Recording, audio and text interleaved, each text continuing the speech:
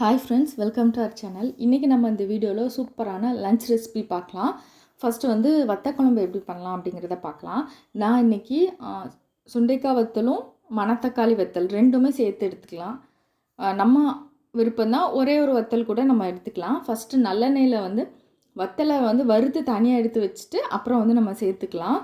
First நான் வந்து இந்த வத்தல் சேர்த்துருக்கேன். இது பாதி அளவு குக் ஆனதுக்கப்புறம் மணத்தக்காளி வத்தல் வந்து சேர்த்துக்கலாம். ஏன்னா மணத்தக்காளி வத்தல் சீக்கிரமாகவே வறுபட்டுரும். நல்லா புஷ்ஷுன்னு மணத்தக்காளி வத்தல் ஆயிடுச்சுன்னா அது வறுபட்டுட்டுன்னு அர்த்தம். நமக்கு சுண்டைக்காய் வத்தல்னால் கொஞ்சம் கலர் சேஞ்ச் ஆகணும். ஸோ இந்த ரெண்டையும் வறுத்து தனியாக எடுத்து வச்சுக்கலாம். இப்போ குழம்பு செய்கிறதுக்கு நல்லெண்ணெய் சேர்த்துக்கலாம். நல்லா 2 டேபிள் ஸ்பூன் அளவுக்கு நல்லெண்ணெய் சேர்த்துட்டு 1/4 ஸ்பூன் கடுகு, 1/4 ஸ்பூன் அளவுக்கு வெந்தயம். வெந்தயம் கருகிட்டுனா கசப்பு டேஸ்ட்டு வந்துடும். அதனால் கருகாமல் பார்த்துக்கலாம். நல்லா 1 கை அளவுக்கு சின்ன வெங்காயம் கட் பண்ணாமல் முழுசாகவே சேர்த்துக்கலாம். கொஞ்சமாக கரி லீவ்ஸ், அப்புறம் பூண்டு நிறையா போட்டால் நல்லாயிருக்கும். ஸோ அதுவும் 1 கை அளவுக்கு நம்ம போட்டுக்கலாம். இப்போ இதெல்லாம் நல்லா வதங்கினதுக்கப்புறம் மசாலா பொடியெல்லாம் சேர்த்துக்கலாம். 1 டேபிள் ஸ்பூன் அளவுக்கு நான் குழம்பு மிளகாய்த்தூள் சேர்த்துருக்கிறேன். அப்போ காரத்துக்கு 1/2 ஸ்பூன் மிளகாய்த்தூள், 1/2 ஸ்பூன் காஷ்மீரி மிளகாய்த்தூள் சேர்த்துருக்கிறேன். ஒரு பிஞ்ச் அளவுக்கு நம்ம மஞ்சள் பொடி சேர்த்தா போதும். அப்புறம் 1/4 ஸ்பூன் அளவுக்கு பெருங்காயத்தூள். இது எல்லாத்தையும் மிக்ஸ் பண்ணிக்கலாம். ஒரு நிமிஷம் மட்டும் மிக்ஸ் பண்ணிவிட்டு ஒரு பெரிய தக்காளி கட் பண்ணி இதனையும் சேர்த்துருக்கிறேன். இப்போ நம்ம வறுத்து வச்சுருக்க வத்தலையும் சேர்த்துக்கலாம். இப்போ இந்த வத்தல்லையும் உப்பு இருக்கும், அதனால் ஃபஸ்ட்டே உப்பு போட வேண்டாம். தண்ணி ஊற்றி கொதிக்க டைமில் டேஸ்ட் பண்ணி பார்த்துட்டு எவ்வளோ தேவையோ அவ்வளோ நம்ம சேர்த்துக்கலாம். நல்லா நமக்கு அந்த தக்காளிலாம் மசிஞ்ச அளவுக்கு வேகட்டும். ஒரு சின்ன நெல்லிக்காய் சைஸ் அளவுக்கு புளியை கரைச்சி புளி தண்ணி சேர்த்துக்கலாம். இப்போ மசாலாலாம் நமக்கு ஆயிலே நல்லா வதங்கினதுனால ராஸ்மெல்லாம் போயிருக்கும். ஸோ ரொம்ப தண்ணி ஊற்றி கொதிக்கணும்னு அவசியம் இல்லை. மீடியமாக தண்ணி ஊற்றிக்கலாம்.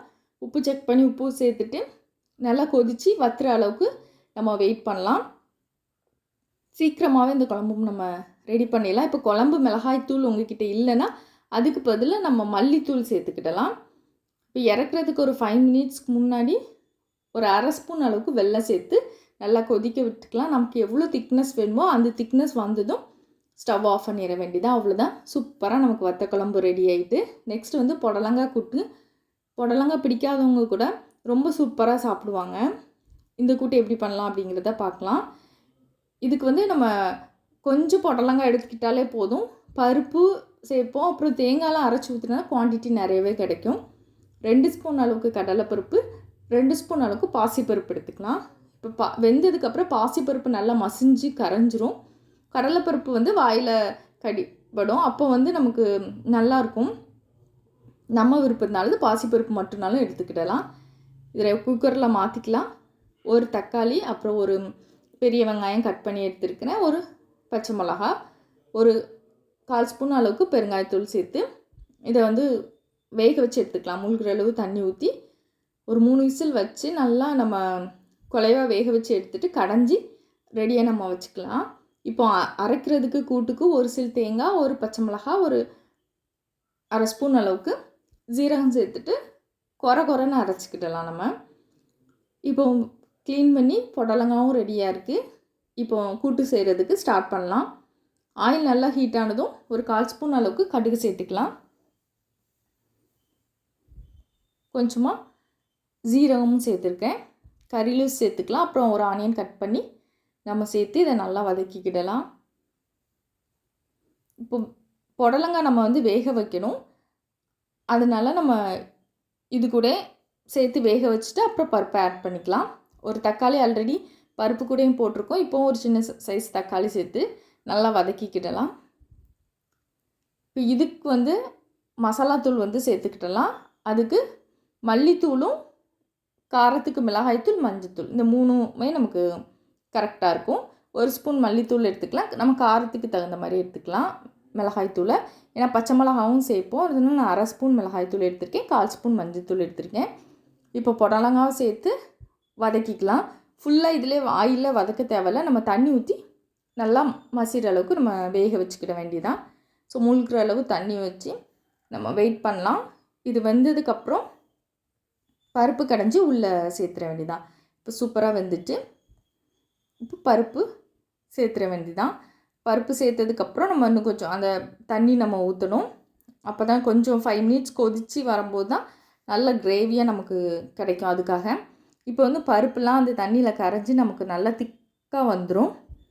இப்போ கொதித்து எல்லாமே ராஸ்மல் எல்லாமே போய் கூடி வர்ற டைமில் நம்ம அரைச்சி வச்சுருக்கிற அந்த தேங்காய், பச்சை மிளகா, அப்புறம் ஜீரகம் அந்த இதை உள்ளே சேர்த்துட்டு 2 நிமிஷம் இருந்தால் போதும்.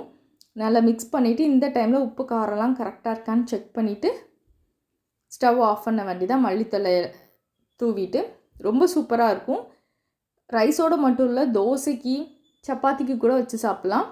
அவ்வளோ சூப்பராக இருக்கும். நல்ல வாசனையாக சூப்பராக நமக்கு ரெடி ஆகிட்டு நெக்ஸ்ட்டு ஒரு பொரியல் நம்ம பார்க்கலாம். முட்டைக்கோஸ் பொரியல். நார்மலாக நம்ம முட்டைக்கோஸ் பொரியல் பண்ணுறதுக்கும் இது வந்து நம்ம கல்யாண வீட்டிலலாம் இது மாதிரி நல்ல கலர் மாறாமல் கொடுப்பாங்க. ரொம்ப சூப்பரான டேஸ்ட்டில் இருக்கும். அந்த மெத்தடில் எப்படி பண்ணலாம் அப்படின்னு பார்க்கலாம். ஃபஸ்ட்டு வேக வச்சுக்கலாம் நம்ம கோஸ். அப்புறம் ஒரு 2 ஸ்பூன் அளவுக்கு பாசிப்பருப்பு ஊற வச்சுக்கலாம். ஸ்டார்ட் பண்ணுறதுக்கு முன்னே கொஞ்சமாக தண்ணி ஊற்றி நம்ம வேக வைக்கணும். அது தண்ணியிலே நிறைய சத்துலாம் போயிடும். அதனால் ரொம்ப கம்மியாக தண்ணி ஊற்றி உப்பு சேர்த்து வேக வச்சுக்கலாம். ஆப்ஷனல் தான். கேரட், பீன்ஸ் வந்து கொஞ்சம் போட்டுக்கிடலாம், நமக்கு நல்லா கலர் அது மாதிரி கிடைக்கும். இல்லைன்னா வேண்டாம். பட்டாணி, வேக வச்ச பட்டாணி இது எல்லாத்தையுமே நம்ம உள்ளே போட்டு வேக வச்சு ரெடி வச்சுக்கலாம். இப்போ தாளிக்கிறதுக்கு ஆயில் ஹீட் ஆனதும் 1/4 ஸ்பூன் அளவுக்கு கடுகு, 1 கப் அளவுக்கு வெங்காயம் சேர்த்துக்கலாம். நம்ம அந்த கோஸ் வேக வைக்கிறது வந்து ஒரு 80% வெந்தால் நமக்கு போதும். இப்போ இந்த டைமில் டேஸ்ட் பண்ணி பார்த்தா நச்சுன்னு தான் இருக்கும். அப்புறம் நம்ம ஆயில் போட்டு வதக்கும் போது ஃபுல்லாக நமக்கு குக் ஆயிரும். ஸோ பச்சை மிளகா காரத்துக்கு கறி லீவ்ஸ் சேர்த்து வதக்கிக்கலாம்.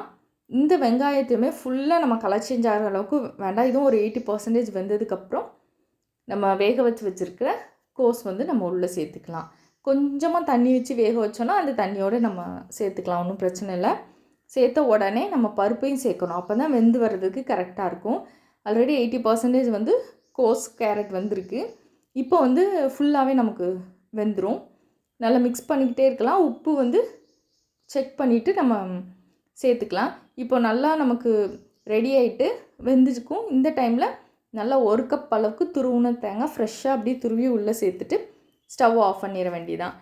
உடனே ஸ்டவ் ஆஃப் பண்ணிடணும், இல்லைனா ஃப்ளேவர் மாறிடும். அந்த தேங்காய் பூவோட ஃப்ளேவர், தேங்காய் பூவும் எல்லாமே சேர்த்து நமக்கு ஃப்ரெஷ்ஷாக சூப்பராக அதே டைமில் குக் ஆகி ரெடி ஆயிடும். நீங்களும் செஞ்சு பாருங்கள்.